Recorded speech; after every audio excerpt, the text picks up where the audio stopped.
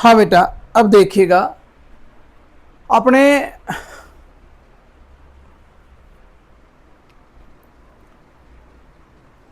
अपने पढ़ रहे थे डायरेक्ट इनडायरेक्ट। किसी कारणवश बीच में थोड़ी क्लास में डिस्टरबेंस आ गया था। डायरेक्ट इनडायरेक्ट में पढ़ा जा रहा था रिपोर्टिंग वर्ब और रिपोर्टेड स्पीच को। मैंने बताया आप लोगों को, यदि आरवी में प्रेजेंट और फ्यूचर टेंस हो तो आरएस का टेंस नहीं बदलता। अब टेंस नहीं बदलेगा, प्रेजेंट फ्यूचर का हमें कैसे पता चलेगा कि प्रेजेंट है? तो आप जानते हो कि प्रेजेंट सिंपल में वर्ब की फर्स्ट फॉर्म आती है या उसके साथ एस लगता है, और फ्यूचर में विल सेल प्लस V1 आता है, यानी विल से आ जाए तो, ठीक है ना। तो ये बता रहा है कि ये जो सेंटेंस है वो आपका प्रेजेंट में या फिर फ्यूचर में है। फिर आगे मैंने टेंस नहीं बदलेगा, और एक बात यहाँ और नोट करवाई थी। दूसरी बात वो क्या है कि क्लास जब चल रही थी तो किसी कारणवश बीच में बंद हो गई, इसलिए मैं वो बताने के बाद फिर और आगे बढ़ गया था। अब दोबारा बता रहा हूँ मैं आपको, यहाँ देखना। दूसरी बात इसमें प्रोनाउन तो चेंज होगा ही। मैंने प्रोनाउन चलो बाद में बता दूंगा। अब ये लिख लो पहले, आप नोट लगा के आपको लिखना है। अगर आरवी में से, सेज और विल से के बाद ऑब्जेक्ट ना दिया हो तो से, सेज, विल से को नहीं बदलेंगे। दूसरे में हमने लिखा है अगर आरवी में से, सेज, विल से के बाद ऑब्जेक्ट दिया है तो आरएस के सेंटेंस की शुरुआत देखेंगे और से, सेज, विल से टू को निम्न प्रकार से बदल देंगे। एक काम करो, आप पहले इसको आप अच्छी तरह से अपनी नोटबुक में लिख लो, उसके बाद फिर अपने आगे बढ़ते हैं। इसके बाद फिर इसको आगे पढ़ते हैं। एक बार इसको नोट कर लो बढ़िया तरीके से।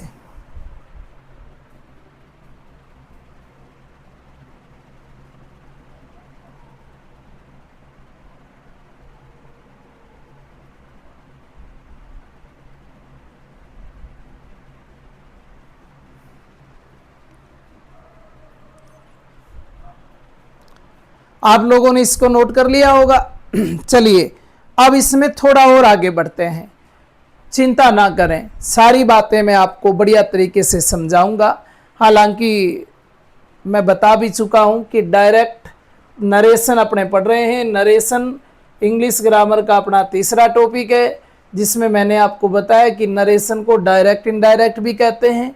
फिर मैंने आप लोगों को समझाया कि डायरेक्ट के दो पार्ट होते हैं, पहले रिपोर्टिंग वर्ब और एक होता है रिपोर्टेड स्पीच।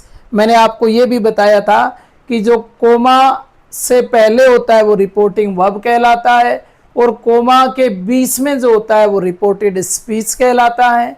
और मैंने आप लोगों को ये भी बताया कि आगे जब मैं रिपोर्टिंग वर्ब की बात करूंगा तो उसे आरवी कहूँगा, और रिपोर्टेड स्पीच की बात करूंगा तो मैं आरएस कहूँगा।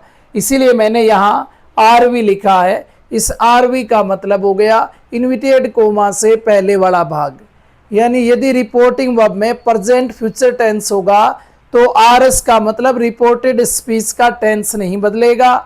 और रिपोर्टिंग वर्ब में से, सेज, विल से ये जब होंगे तो ये बताएंगे, ये दोनों बताएंगे कि प्रेजेंट टेंस है, ये बतला रहा है अपने को फ्यूचर टेंस को।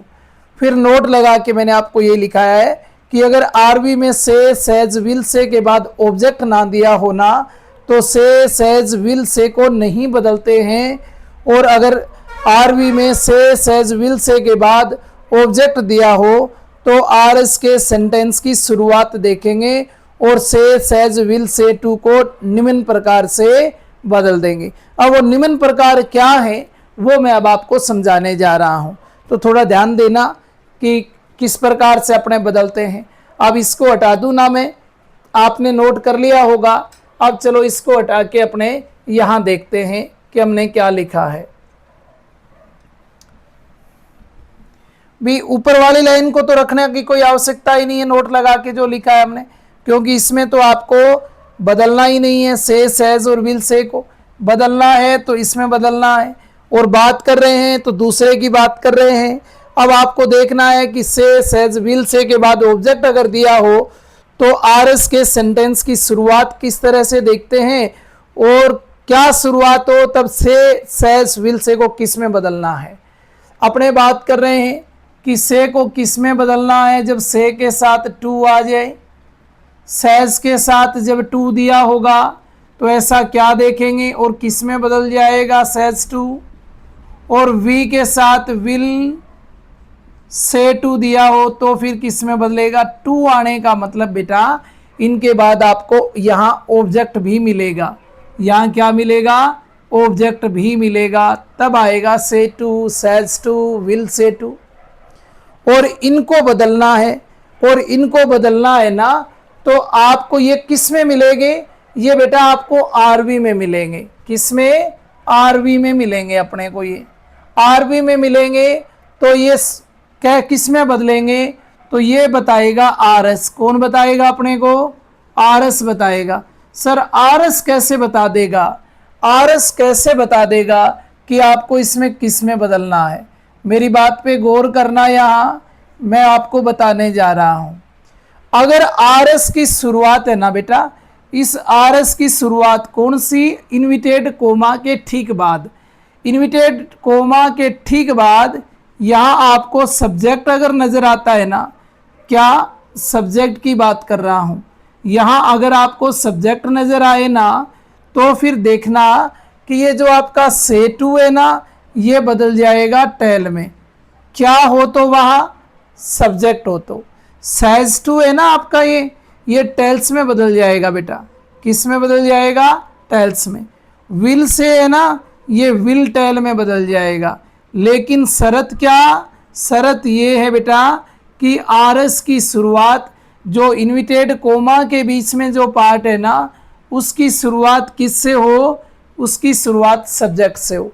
सर अगर इसकी शुरुआत सब्जेक्ट से ना मिली तो क्या करेंगे हम लोग, फिर घबराने की ज़रूरत नहीं है बेटा।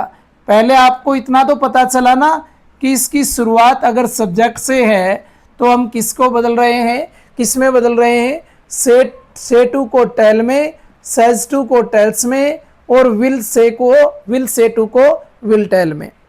देखो अगर इसकी जगह हेल्पिंग वर्ब दे रखी है शुरुआत में सर, तो क्या करेंगे।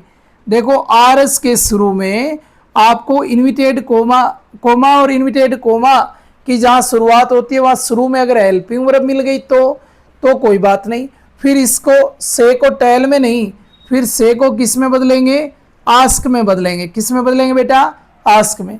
सेज टू को अब टेल्स में नहीं, आस्कस में बदल देंगे। और विल से टू को अब विल टेल में नहीं, अब विल आस्क में बदल देंगे। लेकिन क्या होना चाहिए, आरएस के शुरू में हेल्पिंग वर्ब। सर आरएस के शुरू में सब्जेक्ट भी ना हो, आरएस के शुरू में हेल्पिंग वर्ब भी ना हो, तो कैसे बदलेंगे। फिर देखो बेटा, फिर अगर यहाँ इसके शुरू में आपको WH वर्ड दे रखा हो, वे वर्ड जो आप WH वर्ड में पढ़ते हो, अगर वो WH वर्ड में से कोई आ गया, सर WH वर्ड का पता ही नहीं, कोई बात नहीं, वो भी पढ़ेंगे अपने। व्हाट हो गया, where, when, why, how much, how many, ये सारे किस में आते हैं, ये WH वर्ड में आते हैं बेटा। और यहाँ अगर RS की शुरुआत WH वर्ड से हो रखी हो ना, तो देखना इसको आस्क में ही बदलेंगे, इसको किस में बदलेंगे, आस्क में ही बदलेंगे। और इसको भी आस्कस में ही बदलना है, और इसको भी विल आस्क में ही चेंज करना है। सर एक जैसे, हाँ, हेल्पिंग वर्ब से शुरू होगा तो भी ये, WH वर्ड से शुरू होगा तो भी ये। तो सर कोई बदलाव भी आना है क्या, एक जगह आएगा बेटा। एक जगह कहाँ आएगा, पहले तो मैंने निम्न प्रकार से बदलेंगे, इस बात को यहाँ समझा दिया आप लोगों को कि इस तरह से आपको चेंज करना है। बात समझ में आ गई क्या। अब देखिएगा, अब अपने को ये जो कोमा है ना, ये यहाँ इसके बाद ऑब्जेक्ट आ ही जाएगा, लेकिन कोमा और इन्विटेड कोमा है ना, यहाँ क्या लगाना है अब ये समझना बाकी है। तो मैं आपको यहाँ बता देता हूँ, इस साइड में देखना, यहाँ कोमा के स्थान पर क्या लगाओगे। कोमाज जो है ना, अब वो भले ही कोमा हो या इन्विटेड कोमा हो, इनके स्थान पर क्या लगाएंगे, ये तो हटने हैं। यानी मैं नीचे लिख देता हूँ एक बात नोट लगा के, कि तीसरी बात नोट लगा के ये भी अपने यहाँ से हटा देते हैं, इसको समझ लिया। इसको हटा के फिर लिखता हूं, ताकि आप नोट्स जो बना रहे हैं वो व्यवस्थित आपके नोट्स बने। तो यहाँ क्या लिखेंगे हम, यहाँ लिखेंगे कि कोमास और इन्विटेड कोमा को हटा देंगे। किसकी बात कर रहे हैं कि तीसरी कि कोमा व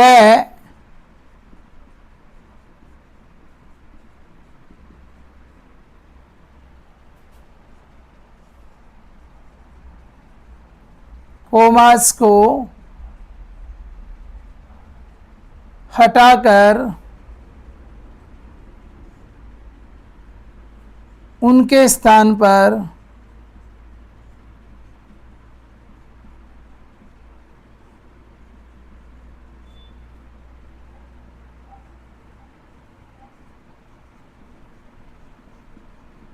कंजैक्शन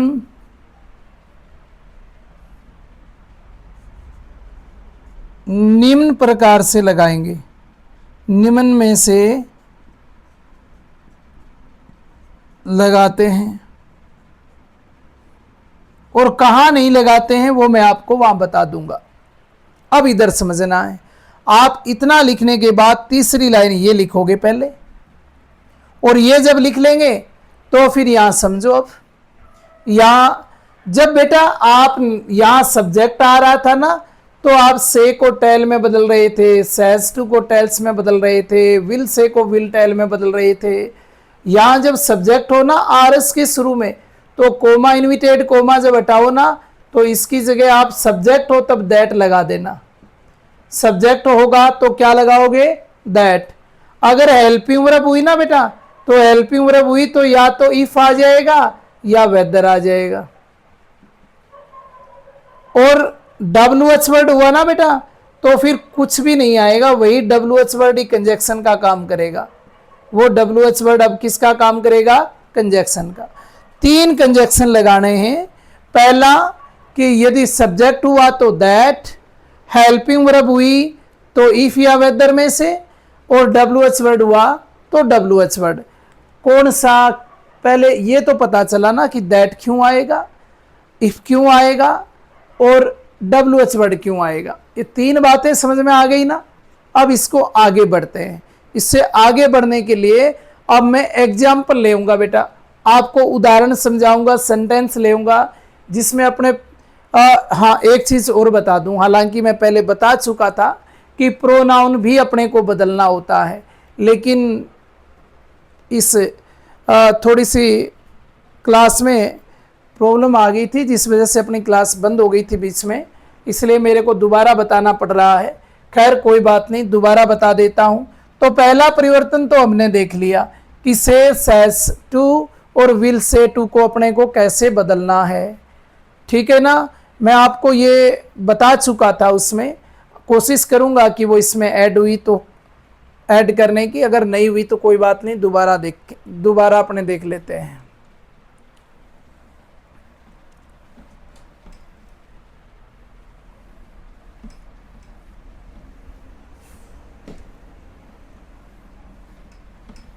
सुनना, अब आपको ध्यान क्या रखना है और किस प्रकार से आपको बदलना है।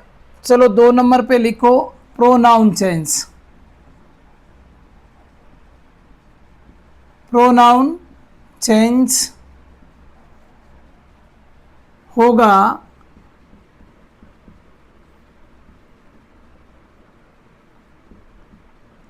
आरएस में कोई भी टेंस से होगा ही होगा, आगे लिखने की जरूरत ही नहीं। प्रोनाउन चेंज होगा, अब वो चाहे से आए, सेज आए, विल से आए, आरएस की शुरुआत किससे भी हो रही हो, कोई फर्क नहीं।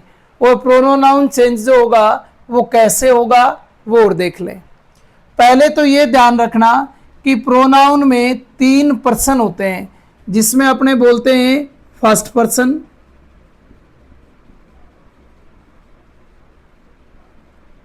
दूसरा सेकंड पर्सन,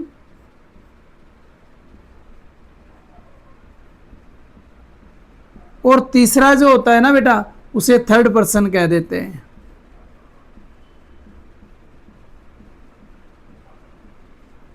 अब सुनना इसको ध्यान से। फॉर्म भी तीन होती हैं। एक को बोलते हैं सब्जेक्टिव फॉर्म,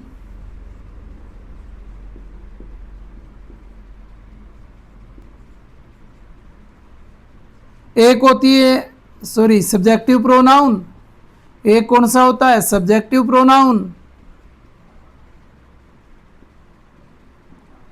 एक होता है ऑब्जेक्टिव प्रोनाउन। ऑब्जेक्टिव मत लिखो, पजेसिव, नहीं तो फिर आपके दिक्कत आएगी बाद में, मैं बताऊंगा आपको। पजेसिव प्रोनाउन और तीसरा आपको याद रखना इसमें ऑब्जेक्टिव प्रोनाउन।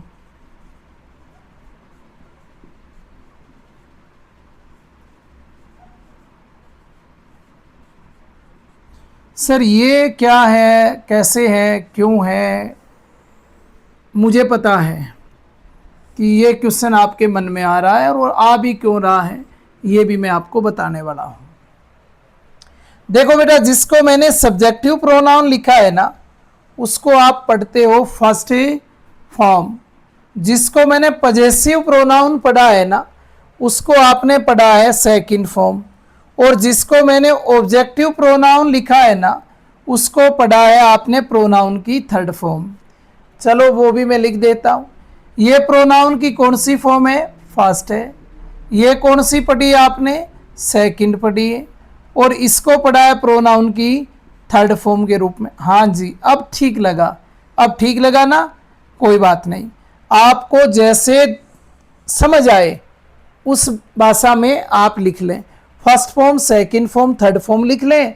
एक्चुअल में ये सब्जेक्टिव प्रोनाउन कहलाता है, ये पजेसिव प्रोनाउन कहलाता है, ये ऑब्जेक्टिव प्रोनाउन कहलाता है। एक रिफ्लेक्सिव रह गया, उसको छोड़ दिया हमने, उसकी ज़्यादा आवश्यकता में है नहीं। आपके लिए केवल 10वीं तक की मैं बात करूं तो फर्स्ट पर्सन में बेटा एक तो आई और एक वी, दो आते हैं। सेकंड पर्सन जो होता है ना उसमें एक ही आता है, वो कौन सा, यू। और थर्ड पर्सन जो होता है ना, थर्ड पर्सन जो बच गया उसमें बेटा बाकी जो बचे वो सारे आ जाएंगे। बाकी ही बच गया, सी बच गया, इट बच गया, दे बच गया, या फिर किसी व्यक्ति का नाम। नाम भी बेटा किस में आएगा, थर्ड पर्सन में। तो अगर नरेशन की मैं बात करूं तो थर्ड पर्सन में आपको कोई चेंज नहीं करना। चेंज दो ही पर्सन में, फर्स्ट पर्सन में आई वी और सेकंड पर्सन में यू में बदलना है। अब ये हो गई I we you he she it they name, ये फर्स्ट फॉर्म हो गई। कौन सी फॉर्म हो गई, फर्स्ट फॉर्म, जिसे सब्जेक्टिव प्रोनाउन कहते हैं। अब इसकी सेकंड फॉर्म जिसको आप बोलते हो, तो आई की सेकंड फॉर्म क्या होती है, माई। वी की सेकंड फॉर्म क्या होती है, आवर, इसे बोलते हैं पजेसिव प्रोनाउन। यू की सेकंड फॉर्म क्या होती है, यूअर, इसे बोलते हैं बेटा पजेसिव प्रोनाउन, यू सब्जेक्टिव। और ही की सेकंड क्या होती है, आपने सेकंड पढ़ा है, वो हीज। सी की हर, इट की इट्स, दे की देयर, और नेम का नेम, तो नेम ही लिख देता हूं। ये अब भी काम आएगा और जब पैसिव पढ़ेंगे तब भी काम आएगा। तो इसीलिए मैं आपको इसको थोड़ा सा बताते समय इसका थोड़ा ज़्यादा एक्सप्लेन कर रहा हूं, नहीं तो अपने को ज़रूरत ही नहीं थी। अब आगे देखिए, आई माई मी, थर्ड फॉर्म आई की मी, और वी आवर एस, वी की एस, जिसे अपने ऑब्जेक्टिव प्रोनाउन कहते हैं। यू की थर्ड फॉर्म बेटा यू ही हो जाएगी। ही की थर्ड फॉर्म क्या हो जाएगी, हिम हो जाएगी। सी की क्या हो जाएगी, सी की हर हो जाएगी। इट की क्या हो जाएगी, इट्स हो जाएगी। दे की थर्ड फॉर्म क्या हो जाएगी, दैम हो जाएगी। और नेम का क्या आ जाएगा, नेम आ जाएगा। एक बार आप इतना लिख लें। अब ये कैसे बदलने हैं नरेशन में, वो सारी बातें मैं आपको थोड़ी देर बाद जब अपने एग्जाम्पल लेंगे समझा दूंगा। फिलहाल एक बार इसको नोट कर लें व्यवस्थित तरीके से।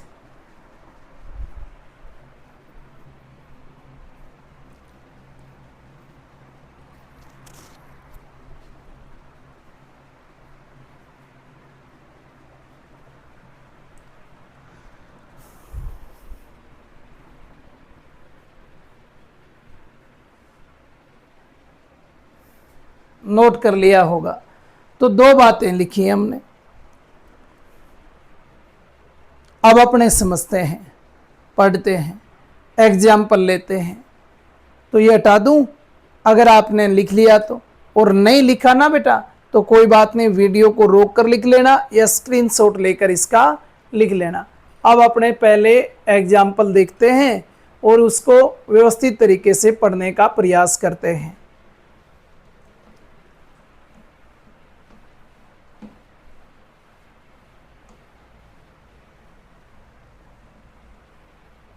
दो बातें बताई थी मैंने, थोड़ा सा ध्यान देना भी। यहाँ मैं एग्जाम्पल के माध्यम से दोनों बातों को आपको समझाऊंगा। देखो, Ram says comma inverted comma I am going to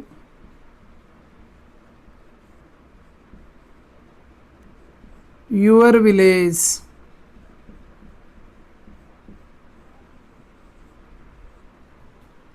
today।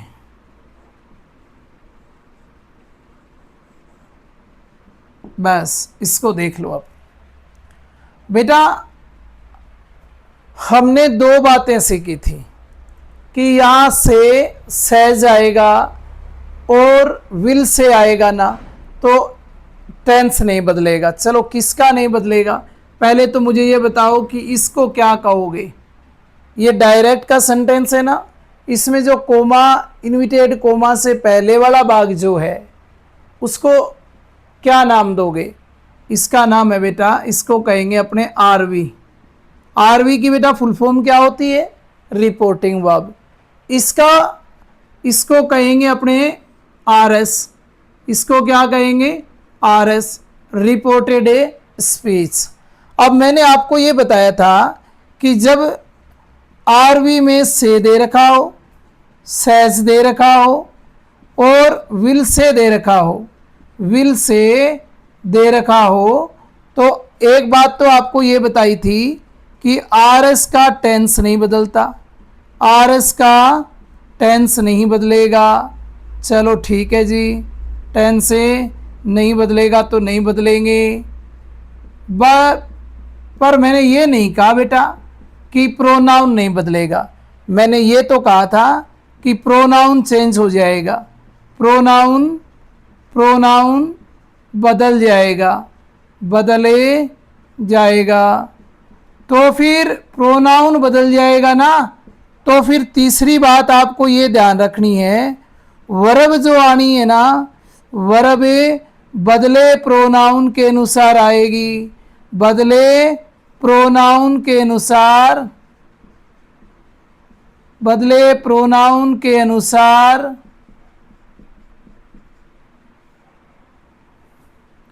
उसी टेंस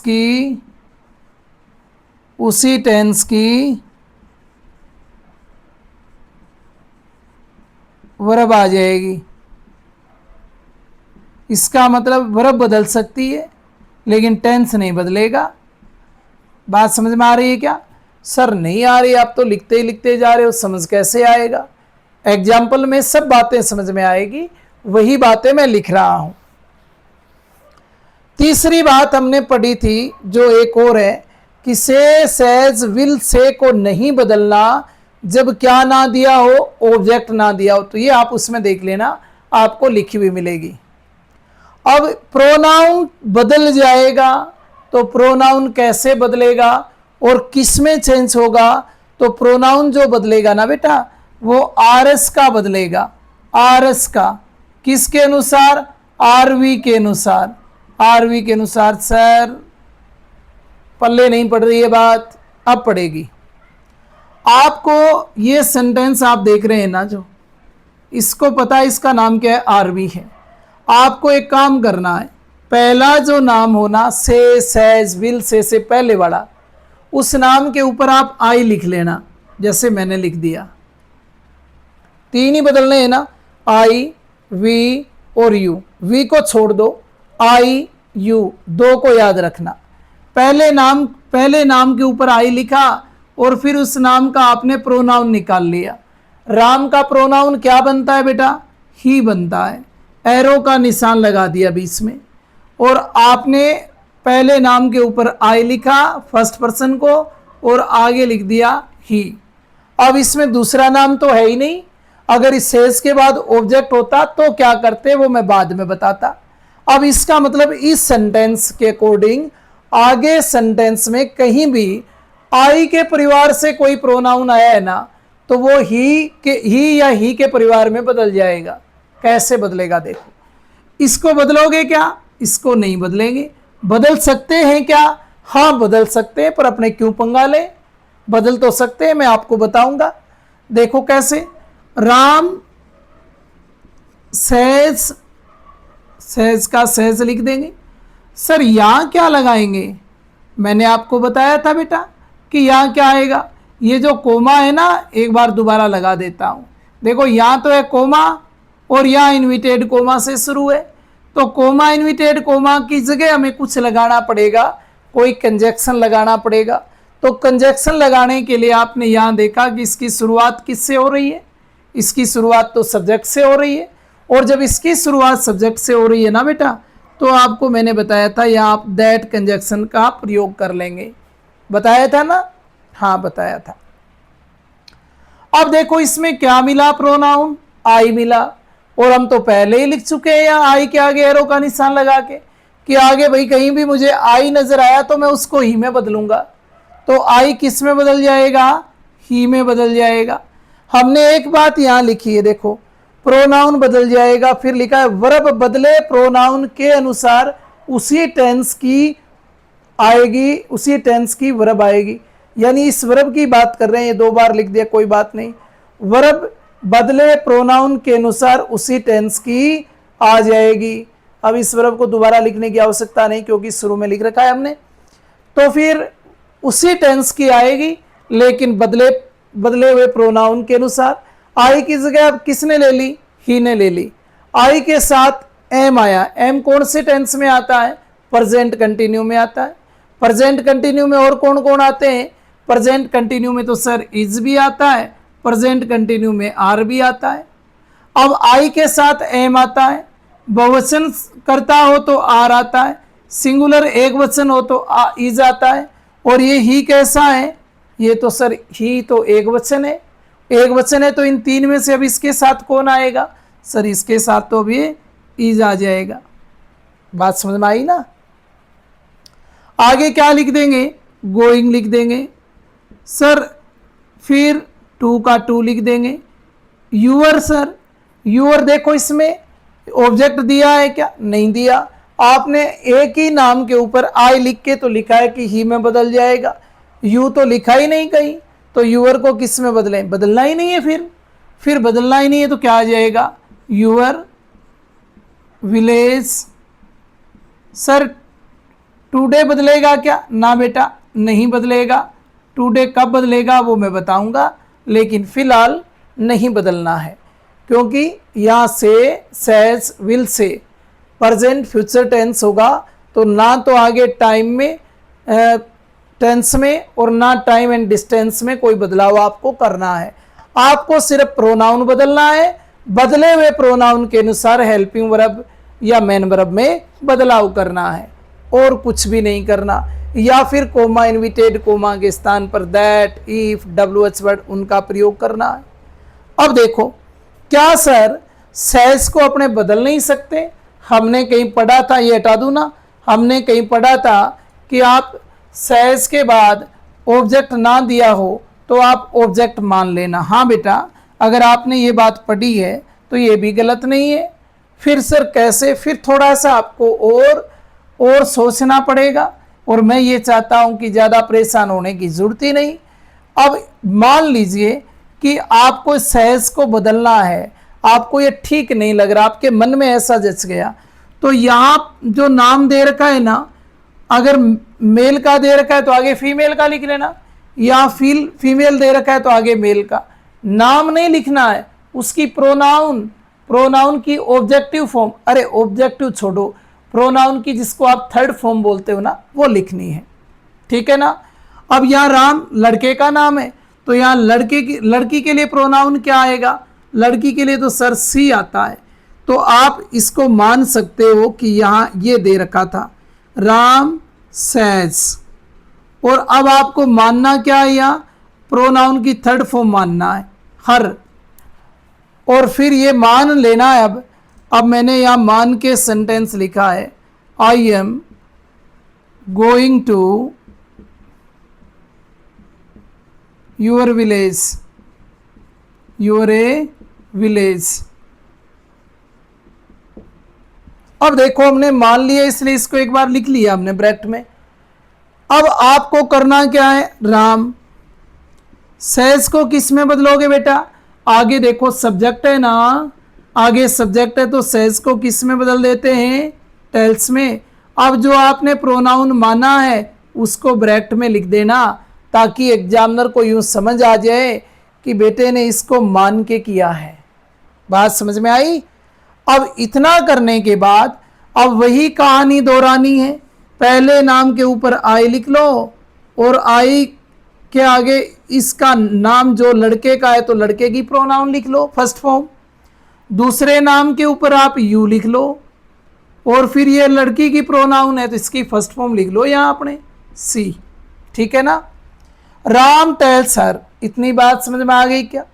कोमा इन्विटेड, कोमा के स्थान पर सब्जेक्ट है तो बेटा क्या लगाओगे, दैट आएगा। आई को किस में बदलेंगे तो हमने लिख रखा है भाई साहब, आगे अगर सेंटेंस में आई आया ना तो मैं उसको ही में बदलने वाला हूं, तो आई की जगह क्या कर दूं, मैं ही कर दूंगा।